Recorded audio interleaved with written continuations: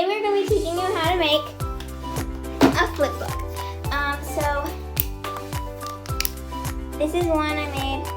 Plop. It's about a drop of water. It's probably hard to see, but yeah, that's it. So what you will need, ooh, we forgot one thing. Is you'll need a lot more index cards than you think you will need. Some index cards, you'll need a whatever this is called, a binder clip, I think.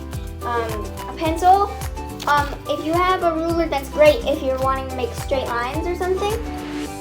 And a light box, so you can like get the same shape or in the same area without having to hold it up to a window. But if you don't have a light box or light tracer or whatever it's called, you can hold it up to a window if it's daytime, and that will work too. So real quick, I'm going to go get some binders.